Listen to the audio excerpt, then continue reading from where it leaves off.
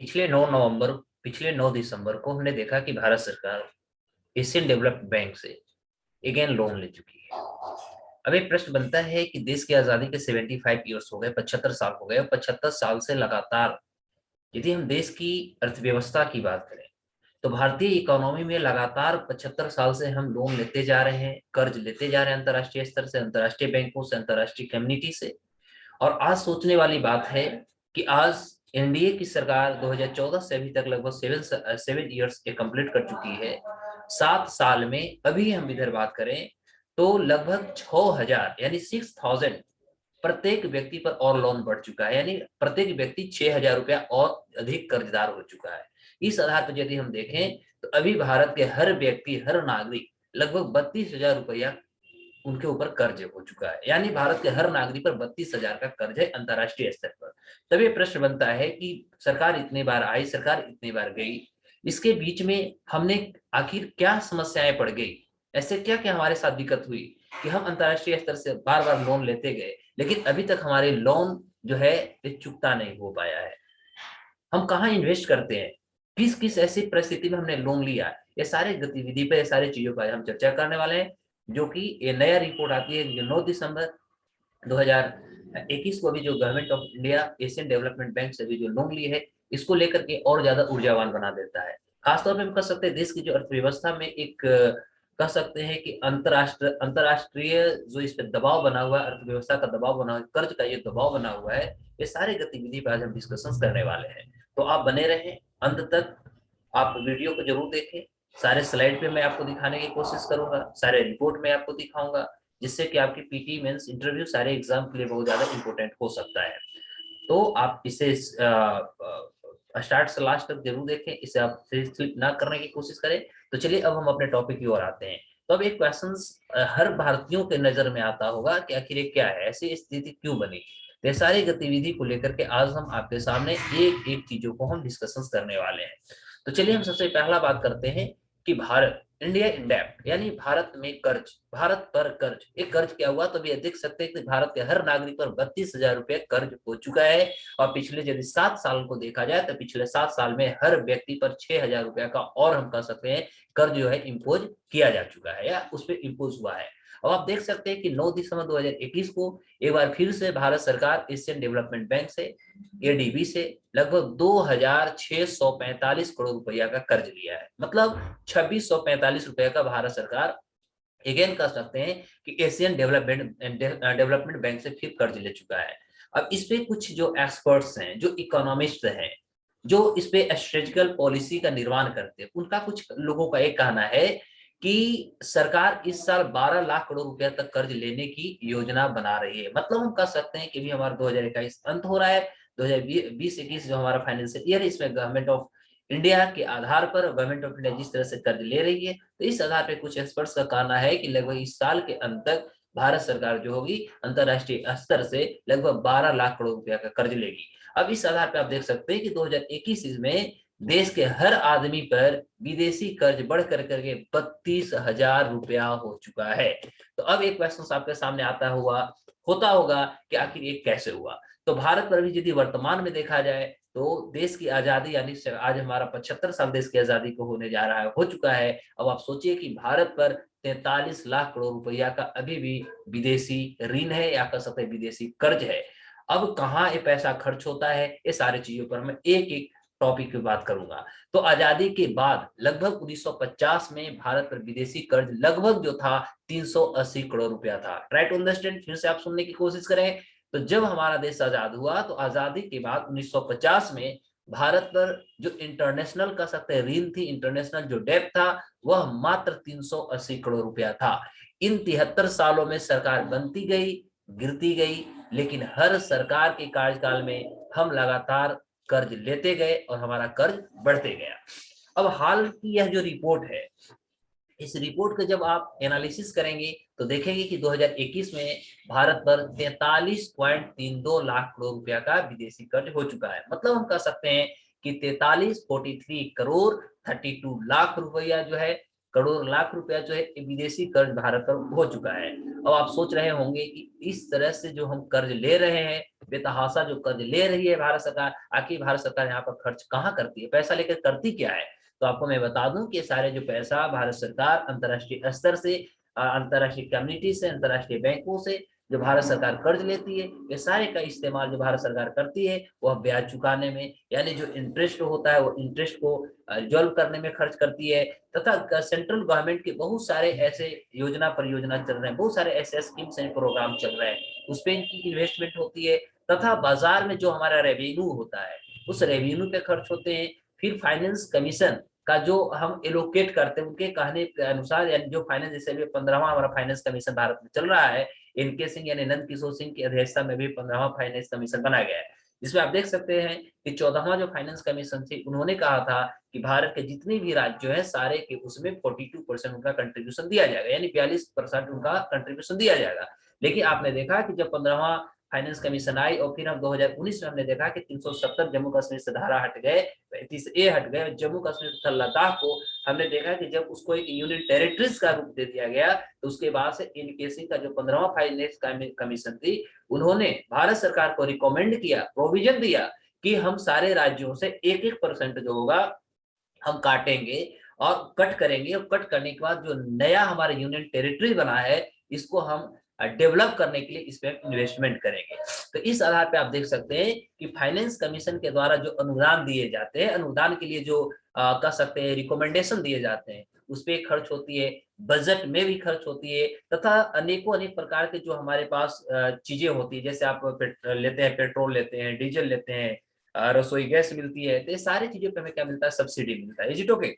तो ये सारी चीज पे जो गवर्नमेंट ऑफ इंडिया जो होती है खर्च करती है, तो ये सारे जो खर्च हुए, ये सारे खर्च पे हमारे टोटल जो गवर्नमेंट ऑफ इंडिया के द्वारा इंटरनेशनल कम्युनिटी से या बैंकों से जो लोन लिया जाता है उसका यहाँ पर इन्वेस्टमेंट हो रही है।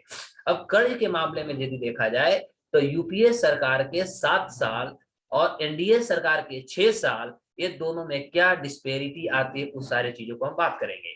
तो जैसा कि आप देख सकते हैं कि 2014 में एनडीए यानी भाजपा की सरकार बनती है और केंद्र में भाजपा की सरकार बनती है, और बनाने से पहले, सरकार बनने से पहले हम कह सकते हैं कि जनता से बीजेपी के द्वारा वादा किया गया था कि वह देश के विदेशी जो कर्ज है उसको कम करेगा, यानी रिड्यूस करेगी। लेकिन पिछले 7 सालों में यदि देखा जाए तो देश का कर्ज कम न होकर के और बढ़ गया। अभी अपने आप में एक सोचने वाली बात होगी या एक चिंता का विषय बन सकता है। तो 2014 से अब तक यदि देखा जाए तो मोदी सरकार ने विदेश से कुल 10 लाख करोड़ रुपया का अभी ऋण ले चुके हैं, यानी लोन ले चुके हैं।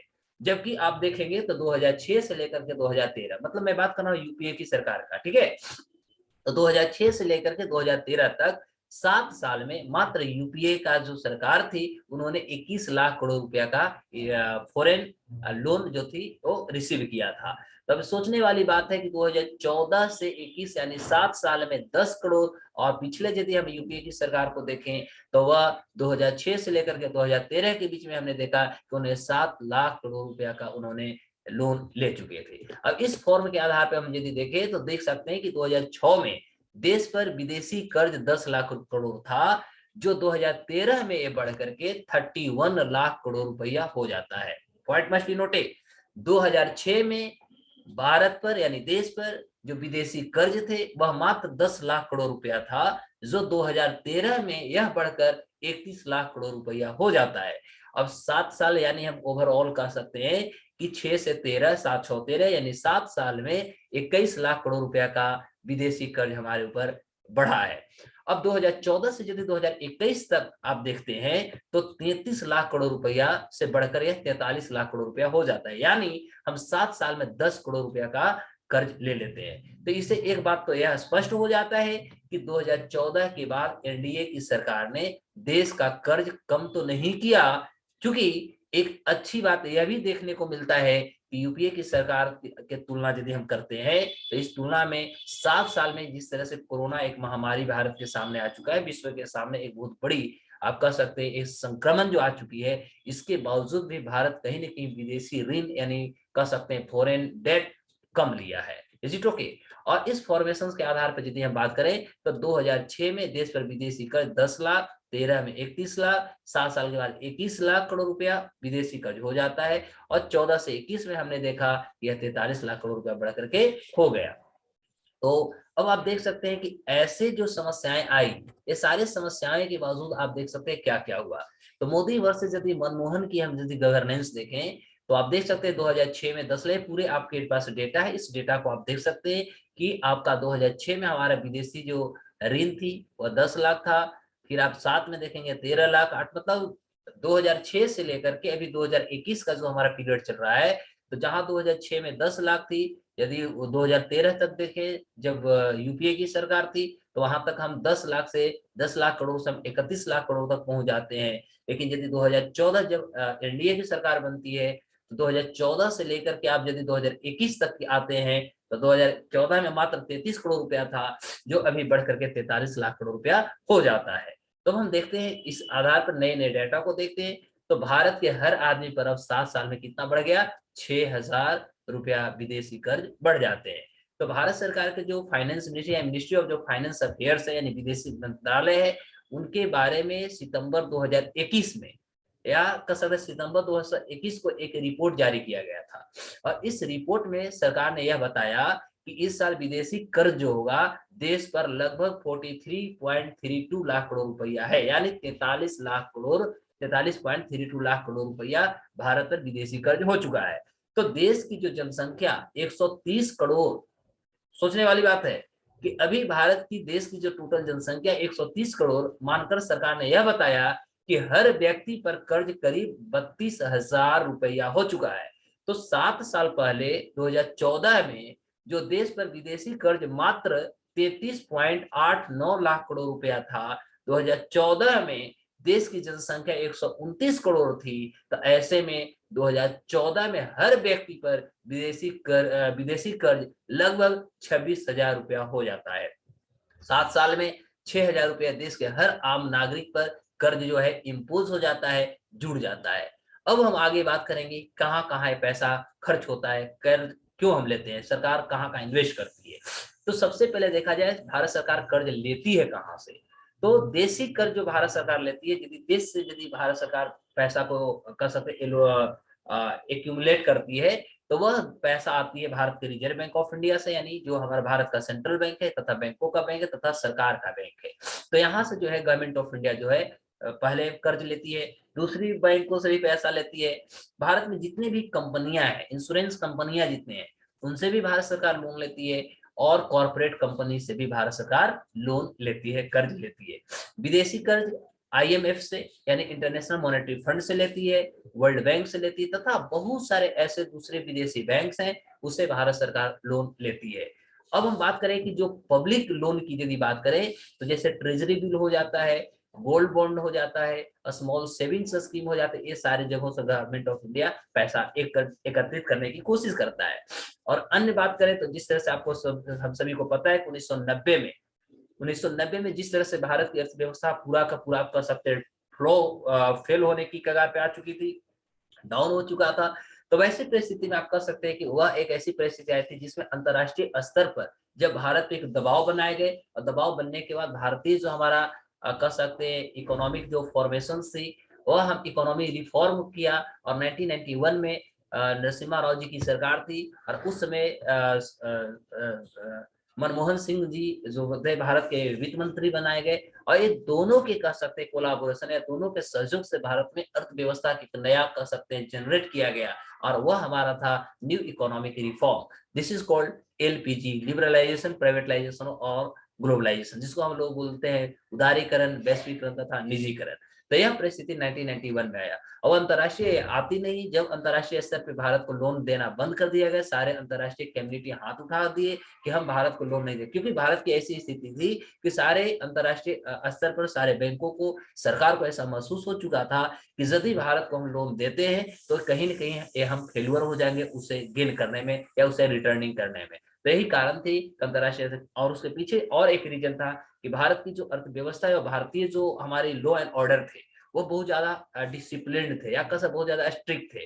तो जिसके कारण जो अंतर्राष्ट्रीय जो इन्वेस्टर थे, वह इन्वेस्टर भी भारत में बहुत ज्यादा इन्वेस्टमेंट नहीं कर पाते थे। तो ये भी एक रीजन था। तो यही कारण हुई थी कि अंतर्राष्ट्रीय स्तर पे भारत पे बहुत ज्यादा प्रेशर बनाया गया कि सबसे पहले आप अपने इकोनॉमी को, अपने मेथड को, अपने रूल्स एंड रेगुलेशंस को आप सबसे पहले फ्लेक्सिबल बनाओ। और यह फ्लेक्सिबल बनाने के कारण भारत सरकार उस समय मनमोहन सिंह की अध्यक्षता में आप कह सकते हैं कि भारतीय अर्थव्यवस्था में एक फ्लेक्सिबिलिटी लाई गई, लिबरलाइजेशन लाया गया, उदारीकरण का दौर चला, और जिसके बाद हम कह सकते हैं कि भारत की अर्थव्यवस्था एक सही तौर तरीका पे आया। आपको मैं बता दूं कि 1991 में भारत के पास जो फॉरेक्स था मात्र एक सप्ताह का था, 7 से 8 दिन चलने वाला देश था। 8-7 दिन के बाद भारत जो थी वह कंगाल की स्थिति में आने वाला था।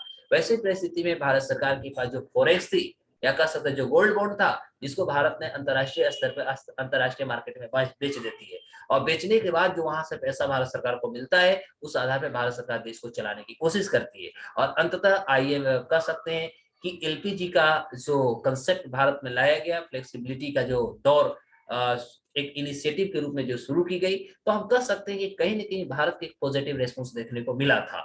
तो इस आधार पर भारतीय अर्थव्यवस्था में एक पॉजिटिव कह सकते हैं, एक रिफॉर्म के तौर पर कह सकते हैं, एक बहुत बड़ी बदलाव देखने को मिलता है। अब भारत का कुल विदेशी कर्ज, जो हमारी भारत का टोटल जीडीपी है, उसका 75 से 80% आ जाता है। अब ये भी आपको डेटा थोड़ा सा बहुत ज्यादा परेशान कर सकता है, तो परेशान होने की जरूरत नहीं, जो डेटा है इसे आपको जानना तो पड़ेगा।